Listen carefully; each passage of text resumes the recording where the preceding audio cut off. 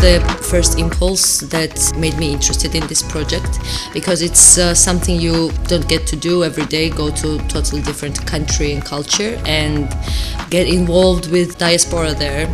We didn't have much information about this Korean community in Wrocław, so we knew that it had to be a kind of investigation process at the beginning.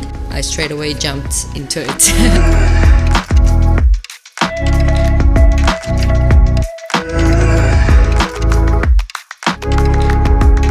From Tbilisi Multimedia and Photography Museum, curator Anna Gabelaya contacted me that there was this kind of opportunity. She contacted me with Paulina and we had this interview.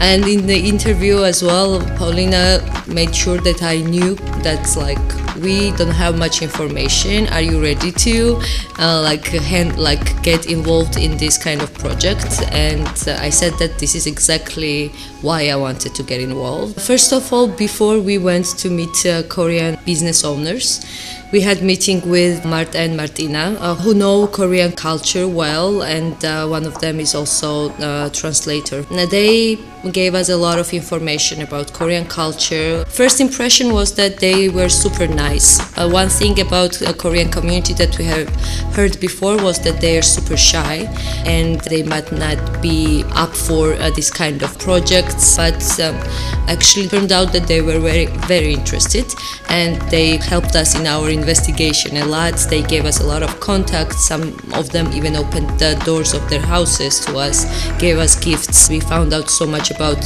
people of Korea, and also kind of stereotypical ideas disappeared as well. So to gain trust of community who you've never met before, 1 month is not enough.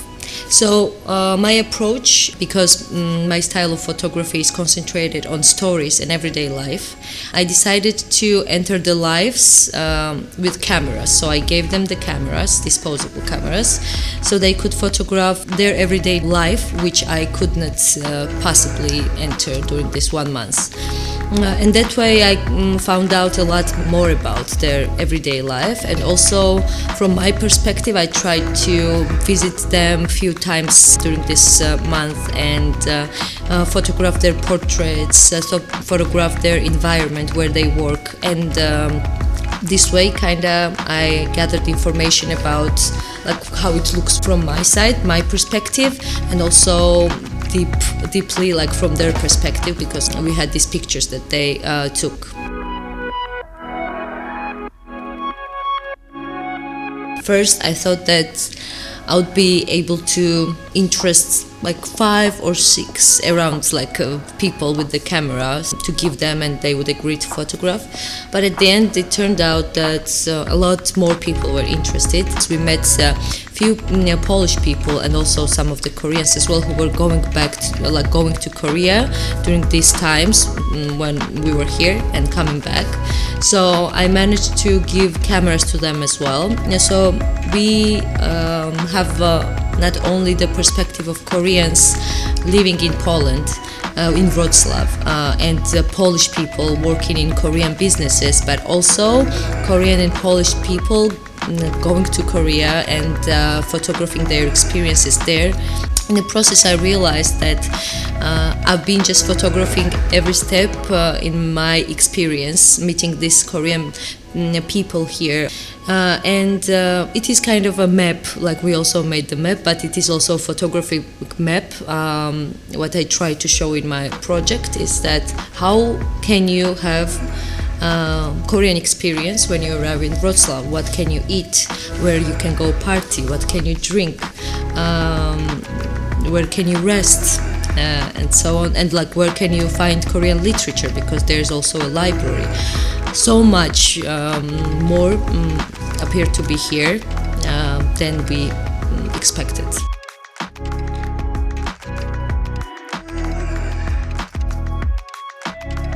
There is a lot of Korean people, I think, can't integrate because of language barrier. But the communications that I saw between Korean and Polish people are mostly connected to the job, the businesses. They have this very family kind of relationship in their works, and all these Polish people are super interested in Korean culture as well. I think these are also the people who connect these Korean people to Poland. Yes, in Wrocław it's more or less better situation with the Korean community because they have more ways to kind of integrate in society, but still it's in the work in progress.